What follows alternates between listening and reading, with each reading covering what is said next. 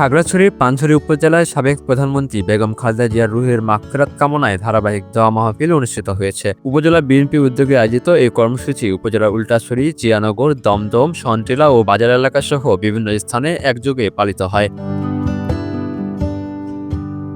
বাংলাদেশের তিনবারের সাবেক প্রধানমন্ত্রী দেশনেত্রী বেগম খালেদা জিয়ার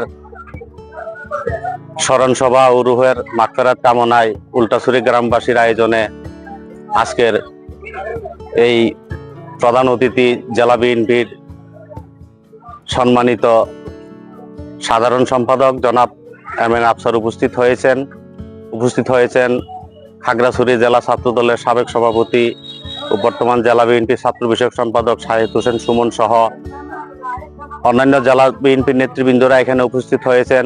ওনাদের উপস্থিতিতে আজকে উল্টাছড়ি গ্রামবাসীর উদ্যোগে বেগম খালেদা জিয়ার রুহের মাগফিরাত কামনার্থে দোয়ার মাহফিল হয়েছে। এই দোয়া মাহফিলে প্রধান অতিথি হিসেবে উপস্থিত ছিলেন খাগড়াছড়ি জেলা বিএনপির সাধারণ সম্পাদক এম এন আফসার। বিশেষ অতিথি হিসেবে অংশ নেন জেলা বিএনপির সহসভাপতি ও পানছড়ি উপজেলা বিএনপির সভাপতি মোহাম্মদ বেলাল হোসেন এবং জেলা বিএনপির ছাত্র বিষয়ক সম্পাদক ও জেলা ছাত্রদলের সাবেক সভাপতি শাহিদ হোসেন সুমন। অনুষ্ঠানে স্থানীয় বিএনপি ও অঙ্গ সংগঠনের ঊর্ধ্বতন নেতৃবৃন্দ সহ বিভিন্ন পর্যায়ের নেতাকর্মীরা উপস্থিত ছিলেন। আজকে উল্টাছড়িতে বেগম খালেদা জিয়ার মাগফিরাত কামনায় উল্টাছড়িবাসী দোয়া মাহফিলের আয়োজন করেছেন। আমাদের জেলা থেকে জেলা বিএনপির সাধারণ সম্পাদক মহোদয় আমাদের দোয়া মাহফিলে উপস্থিত হয়েছেন। ইনশাল্লাহ দোয়া মাহফিলের যথেষ্ট পরিমাণ সাড়া দিয়ে মানুষ বেগম খালেদা জিয়ার মাগফিরাত কামনায় অংশগ্রহণ করেছেন।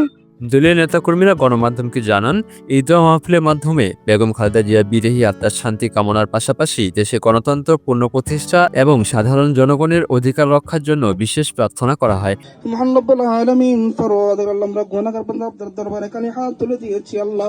আল্লাহ আমরা জানি না আল্লাহ ইচ্ছা অনুযায়ী আল্লাহ জানা আল্লাহ কত গুনাহ করেছি আল্লাহ, কত নাফরমানি করেছি আল্লাহ। আল্লাহ আপনি রহমান রহিম, আপনি গফুর রহিম, আপনি খালিক, আপনি মালিক আল্লাহ। মোনাজাতে দেশের সার্বিক কল্যাণ ও রাজনৈতিক স্থিতিশীলতা কামনা করে বিশেষ দোয়া পরিচালনা করা হয়।